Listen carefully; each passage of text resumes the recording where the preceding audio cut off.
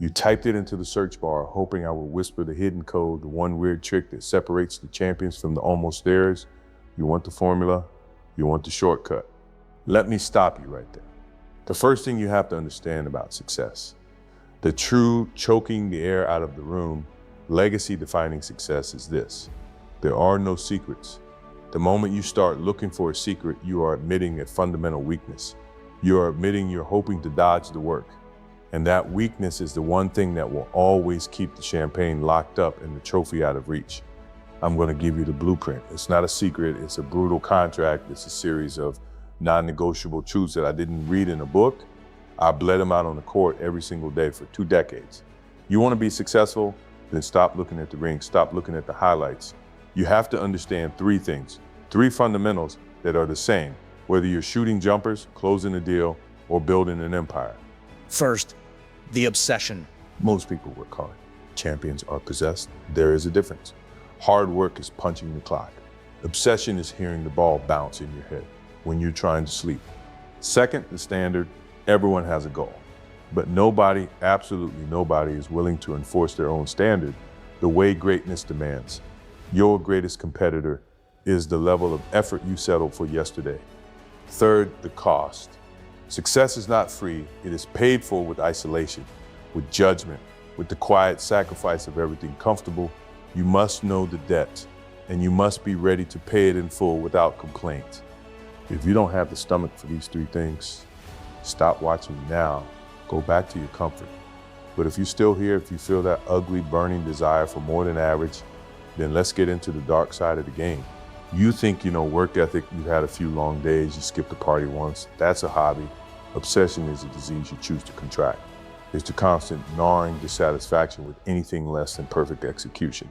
It's a relentless, self-inflicted pressure that makes you your own worst critic, your own harshest coach. When I talk about obsession, I'm talking about the story of the shot against Cleveland, the shot. Everyone remembers the ball going in. They don't remember the thousands of times I practiced that exact move, the crossover, the hang time, the body control in an empty gym in the off season.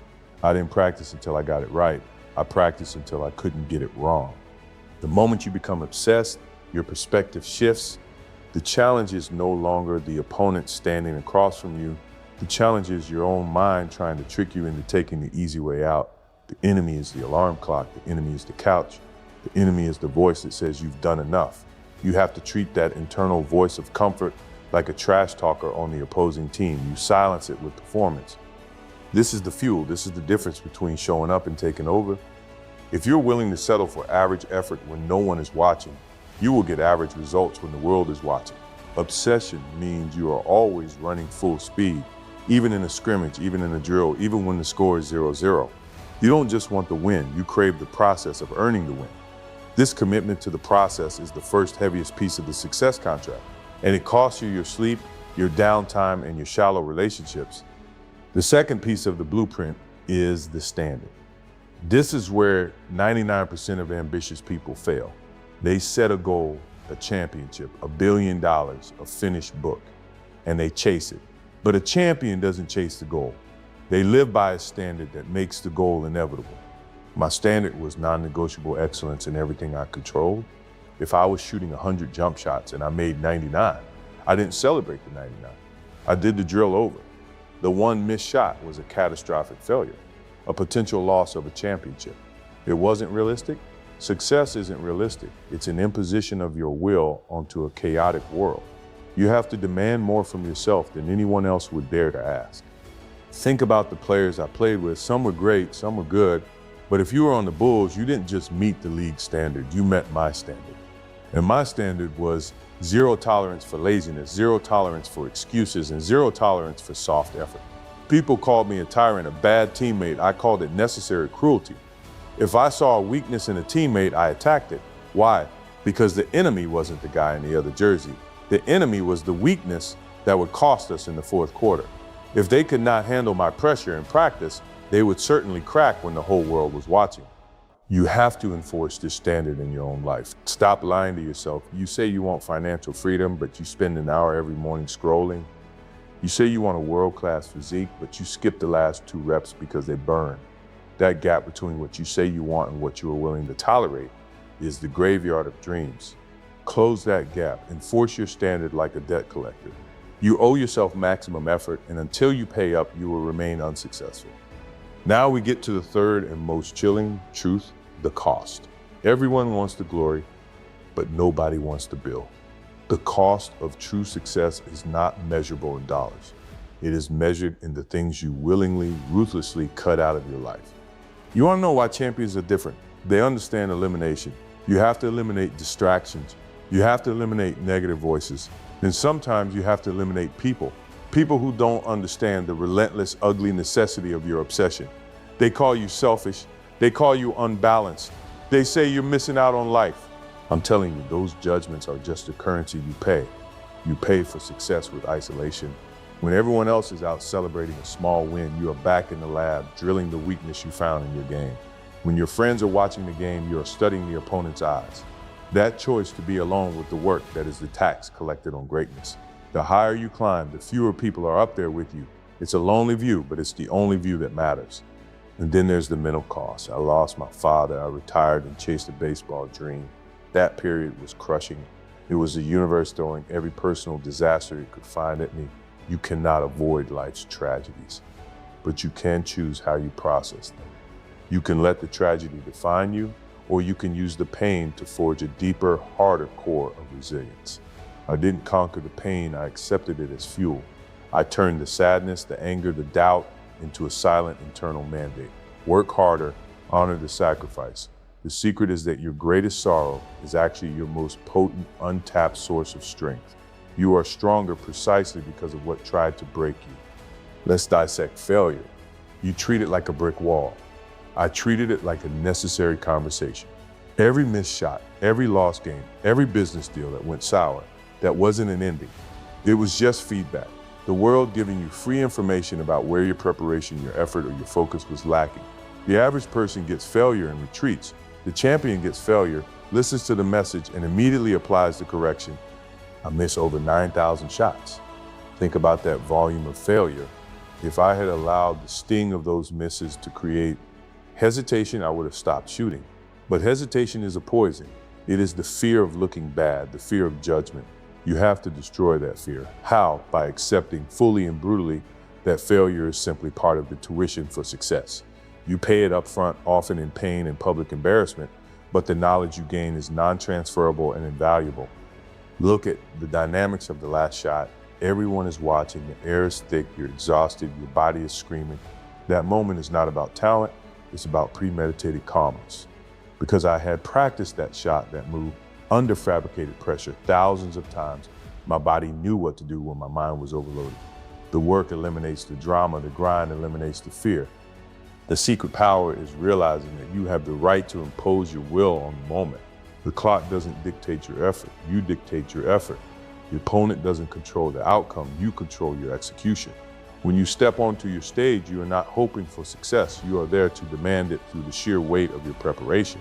If you've done the work, if you've paid the obsession, upheld the standard, and accepted the cost, then the moment of truth is just another day in the gym. The fear dissipates when you realize you've already paid for the win. I want to talk about the most insidious killer of dreams, the word good. Good is comfortable. Good is acceptable. Good gets you paid, gets you applause, and gets you a pat on the back. But good is the prison of the truly ambitious. I didn't play the game to be good.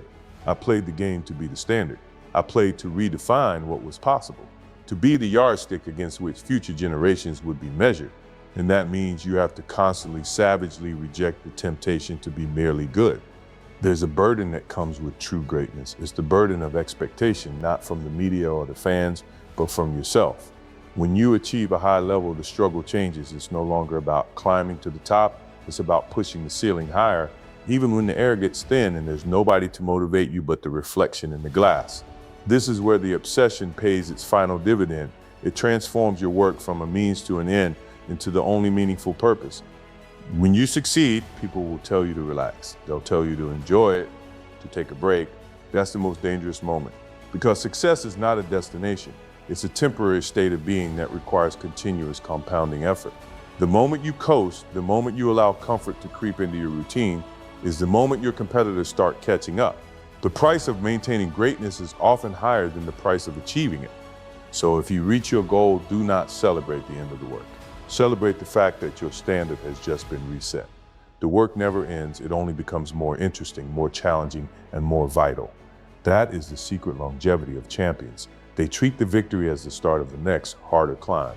If you want to sustain success, you must eliminate good from your vocabulary and demand unprecedented from your actions. You want to talk about true weakness? Let's talk about the first retirement. I was exhausted. The body, the relentless machine, finally started sending out distress signals. I had achieved everything, but the internal motor was sputtering. I walked away, not because I was done with the game, but because I needed to test the depth of my obsession and the resilience of my standard outside the comfortable setting of the NBA. My body betrayed me when I tried baseball. It was humiliation. I was the greatest in the world at one thing, and suddenly I was an absolute beginner, swinging and missing, struggling with the basics. That feeling, the raw public mediocrity, is enough to break most egos.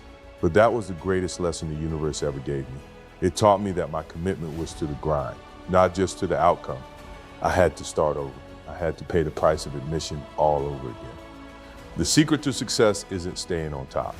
It's learning how to come back when you have been knocked down to zero. That return, the second three-peat, the defiance of age and expectation, that was not driven by talent. It was driven by the cold, unforgiving knowledge that I had more effort left in the tank.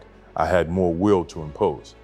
When I came back, the league had changed. The young players were faster, stronger. They saw me as the old man, the legend. They could finally beat. I used that. I took their doubt, their disrespect, and I added it to my fuel tank. Every grueling practice was a direct answer to the question, is he still the greatest? I didn't answer with words, I answered with the execution of my standard. You are defined by your ability to rise after you have chosen to fall or after you have been pushed down. The comeback is the highest form of success because it proves the supremacy of the will over time and circumstance. Let's wrap this up with the most important truth, the one you can't delegate, you can't outsource, and you can't buy. Success is not an accident. It is a choice you make every single moment.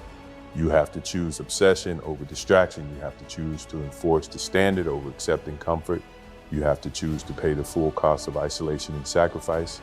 This isn't motivation, this is a mandate. This is the contract you sign with yourself the minute you decide you want to be exceptional, not just average. I am not telling you that the road is easy. The road is brutal, it is lonely, and it is paved with the judgment of people who quit. But here's the power: the level of your success will be directly proportionate to the strength of your internal resistance to quitting. You have to fall in love with the discomfort. You have to treat the pressure cooker as your natural habitat. When you walk away from this video, stop looking for secrets. Stop looking for my endorsement. Stop looking for external validation. Go back to your court, your office, your studio, your practice field, and enforce the contract. Look at your own reflection and ask, am I giving my absolute unforgiving best right now? Am I operating at a world-class standard? If the answer is no, you have to find that deep, ugly, beautiful will and make it yes. The ultimate secret is that there is no destination. There is only the next level of effort. There is always more to demand of yourself. Go take ownership of the grind. Go pay your dues. And don't stop until you hear the sound of the chains breaking. Now go be undeniable.